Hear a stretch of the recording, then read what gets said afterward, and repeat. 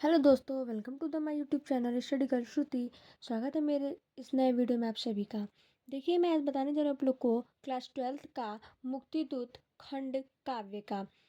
ये मुक्तिदूत है क्या, हर साल ये आते हैं एग्जाम में, और इस मुक्तिदूत को क्या है, आप लोग जरूर से पढ़ के जाइएगा। क्लास 12th का है और यूपी बोर्ड का है।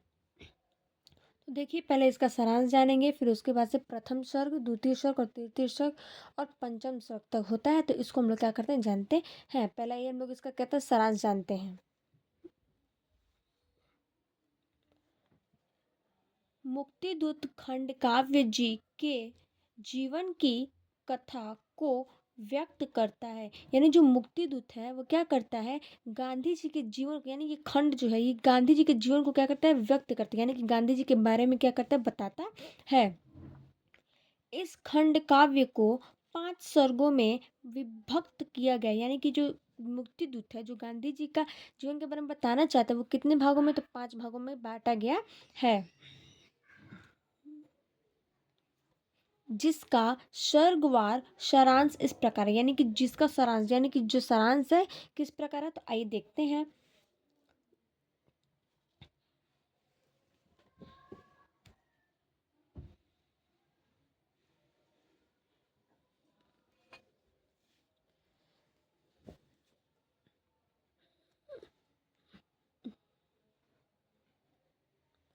देखिए, जैसे ये प्रथम सर्ग है आप लोग का, तो प्रथम सर्ग में क्या है, प्रथम सर्ग है। इस सर्ग में कवि कहते हैं कि जब संसार में पाप और अत्याचार बढ़ जाता है तो ईश्वर किसी महापुरुष के रूप में जन्म लेते हैं। यानी बोल रहे हैं, ये जो सर्ग है, जो कवि है इसके, ये कह रहे हैं कि जो संसार में, यानी कि पूरे संसार में जो पाप और जो अत्याचार बढ़ चुके हैं, यानी जो कर किया है वो सब बढ़ चुका है, उस कारण महापुरुष अपने रूप में क्या करते हैं, जन्म, जो ईश्वर है, जो भगवान है, वो क्या करते हैं, महापुरुष के रूप में क्या करते हैं, जन्म लेते हैं। इसी प्रकार भारत को अंग्रेजों के अत्याचार से बचाने के लिए पोरबंदर नामक, बोल रहे हैं, जो अंग्रेज, जो भारत के अंग्रेजों लोग थे, वो क्या करते, अत्याचार के कारण क्या करते, वो लोग को बचाने के लिए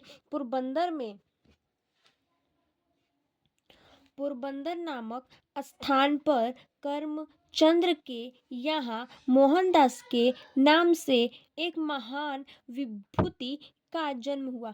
बोल रहे हैं, जो पोरबंदर नामक है, यानी जो पोरबंदर है नामक वहाँ पे के स्थान है, वहाँ पे जो करमचंद्र के यहाँ, मतलब मोहनदास के नाम से उनको क्या बोलते हैं, जाना जाता है। यह क्या है, एक महान विभूति क्या है, जन्म हुआ। यानी कि वहाँ पे क्या हुआ था, इनका जन्म हुआ था।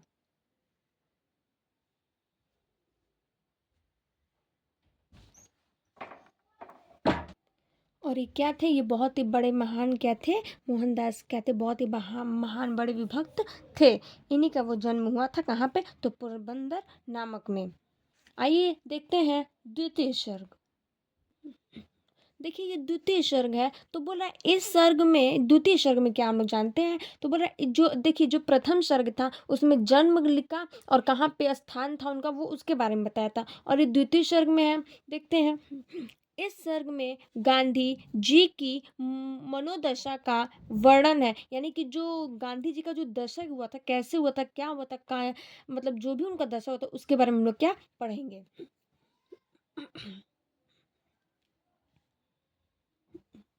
एक दिन गांधी जी सपने में अपनी माता को देखते हैं। यानी कि जो गांधी जी थे वो क्या थे, रात में सपनों में क्या किए थे, अपने माता को देखे थे, जो उन्हें समझा रही हैं कि तुम लोगों का भला करो। या मतलब उनको, गांधी जी को बता रही हैं कि तुम सबका क्या करो, भला करो, एक दूसरे को क्या करो, भला करो।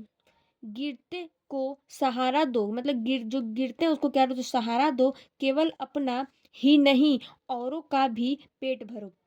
मतलब बोल रहे हैं गांधी जी से, जो उनकी माँ है, जो सपने में देख रहे थे, उनकी माँ बोल रही है उनसे, गांधी जी से, कि जो आप, जो गिरते लोग हैं उनको क्या करो, दो सहारा दो, और जो औरों का भी पेट नहीं भरता उसको भी क्या करो, अपना भी पेट भरो। केवल अपना ही नहीं, मतलब कि अपना मत पेट भरो, औरों का भी, दूसरों का भी क्या करो, पेट भरो।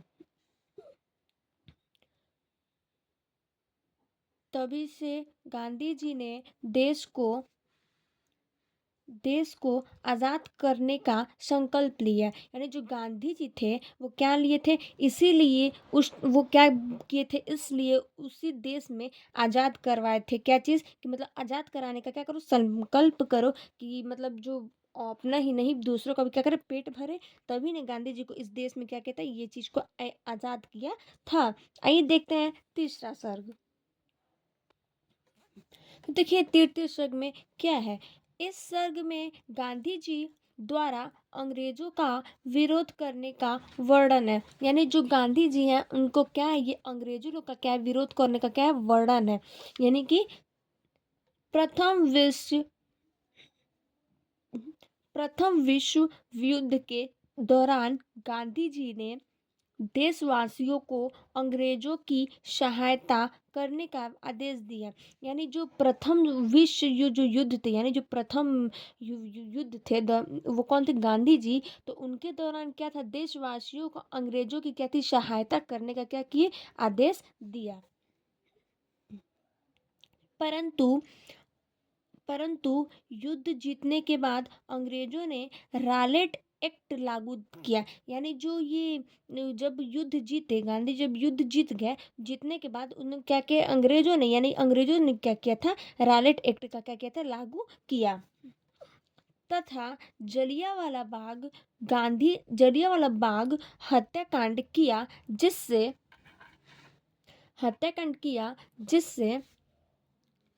गांधी जी हृदय दहल उठा और उन्होंने कहा कि अंग्रेजों को अब भारत में आजाद आजाद दिनों तक ही रहने देंगे। बोल रहे हैं जब ये तथा जलियांवाला बाग हत्याकांड के, यानी कि जब गांधी जी का जब जलियांवाला बाग में हत्याकांड हुआ था, तब गांधी जी ने बोला था अपने हृदय दहल और उठा, मतलब उनका हृदय से अपने बोले और उनका हृदय क्या हुआ, दहल उठा। और उन्होंने कहा कि जो अंग्रेज लोग हैं वो अब भारत में क्या करेंगे, आज़ादी तक क्या करेंगे, दिनों तक ही नहीं रहेंगे। यानी कि उनको क्या करेंगे, हम लोग आज़ादी नहीं दी जाएगी। भारत में जो आज़ाद है वो अंग्रेजों को हम लोग क्या करेंगे, हम लोग अंग्रेजों को आज़ादी नहीं देंगे, ज़्यादा दिनों तक आज़ादी नहीं देंगे। वही बोल रहे, कौन बोला, तो ये गांधी जी ने बोला था। आइए देखते हैं चतुर्थ सर्ग। तो देखिए चतुर्थ सर्ग में क्या लिखा है। इस सर्ग में गांधी जी द्वारा चलाए गए आंदोलन का वर्णन है। यानी जो गांधी जी अपना जब भी मतलब जो भी आंदोलन चलाए चलाए थे उसके बारे में यहाँ लिखा है। जलियांवाला बाग की घटना होने के बाद गांधी जी ने जनता को सहयोग आंदोलन के लिए आह्वान किया। यानी जो गांधी जी थे वो जलियांवाला बाग में क्या कहते, जब ये घटना होने के बाद, जब मतलब जब ये घटना हो गया था, उसके बाद गांधी जी ने जनता को क्या कहते, सहयोग, यानी कि जनता को सबको क्या कहते, सहयोग दिए थे और आंदोलन करने के लिए क्या कहते, आह्वान किए थे। यानी कि उनको बोले थे कि आंदोलन करने के लिए क्या करो, आह्वान करो।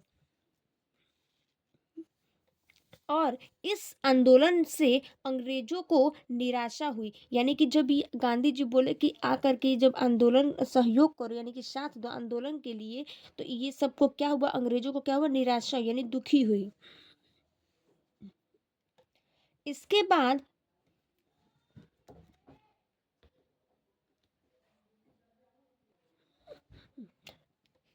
बाद साइमन कमीशन बनाया गया। यानी कि इसके बाद से क्या हुआ था, साइमन कमीशन बनाया गया था, जिसका भारत में विरोध हुआ। यानी कि जो भारत में क्या हुआ था, विरोध हुआ था।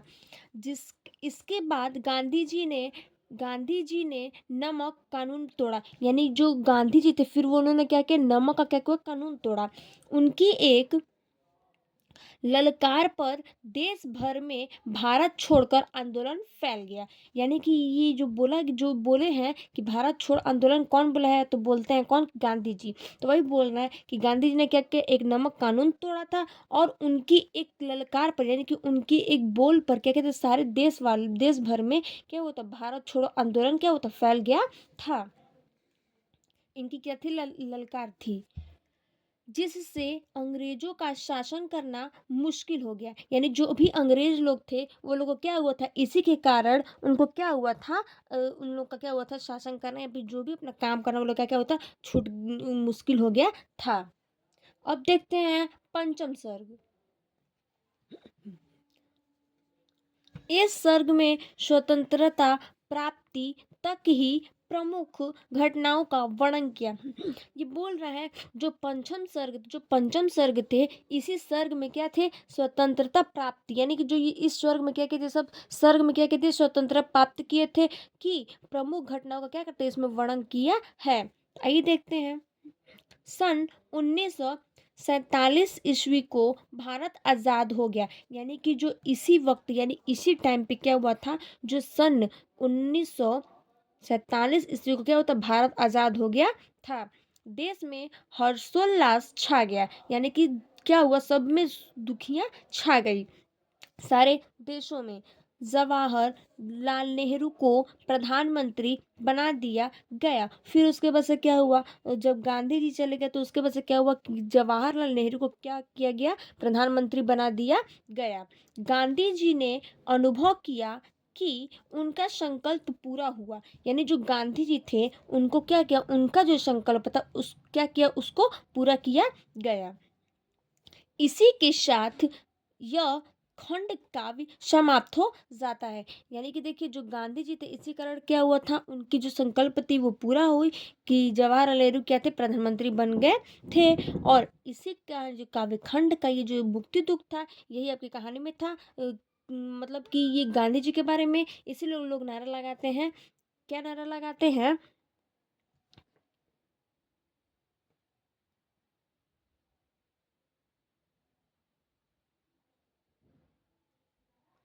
नारा लगाते हैं क्या, कि भारत छोड़ो आंदोलन फैल गया।